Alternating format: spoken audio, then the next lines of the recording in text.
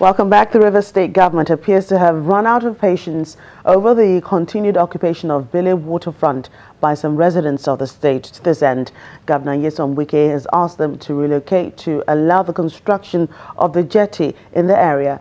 The governor, who was speaking during an inspection of work at the jetty and other project sites in the state, said that most projects were overinflated in the past, leading to a huge loss of revenue to the government.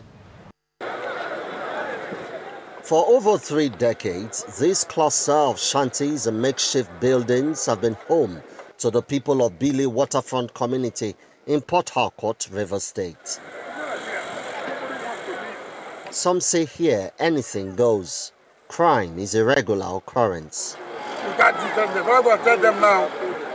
The people here have remained reluctant to leave even after several calls to relocate from the waterfront to allow for the construction of a modern jetty.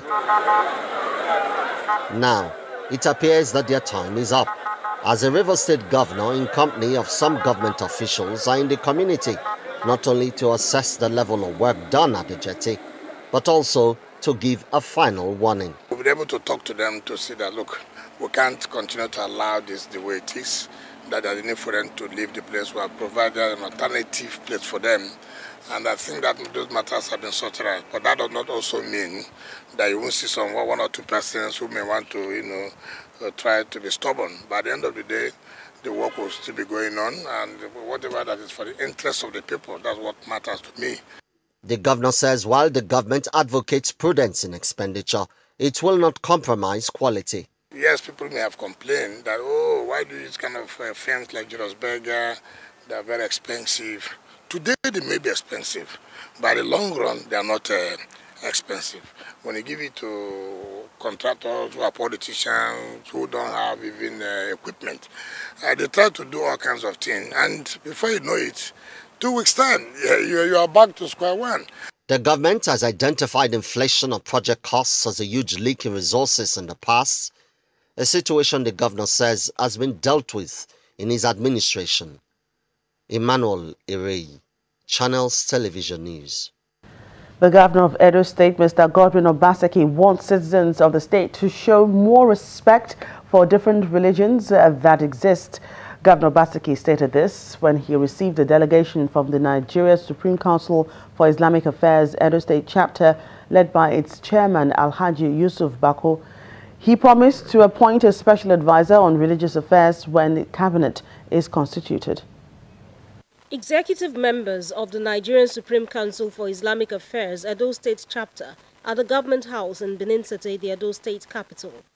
Their advocacy visit is meant to press for more provisions for the Muslim community in the present administration. There should be an appointment of a religious advisor, if not for the Muslim and the Christian, but at least one that we can easily get to discuss issues that have to do with religion, to make peace within the state.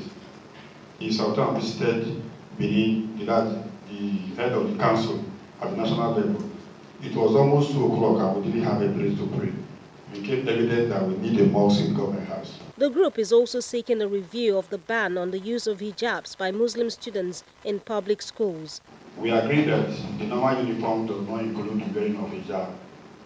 But unfortunately for us, we are constrained, because this is an instruction from Allah, our Creator, that once a girl has attained the age of puberty, she is not allowed to open her hair in public where you have adult male.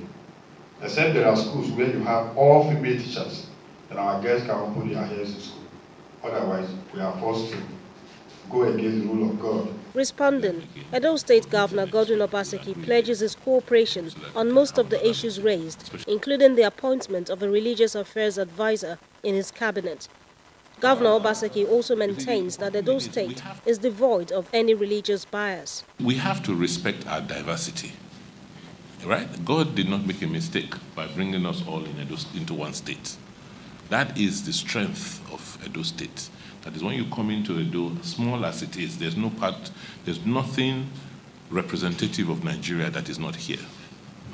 And I keep telling them we're like a mini Nigeria. We have Muslims, we have Christians, we have Yoruba speaking, we have Igbo speaking, we have everything. So it's that diversity that makes us strong and unique. And we must learn to respect that diversity. The Edo State Chief Executive said there would be regular meetings among the members of the state's Interreligious Council to promote peace in the face of the recent security challenges in the country. Well, those are just some of the stories from across the country. Thank you so much for watching the program. I'm Joke Rogers. Bye for now.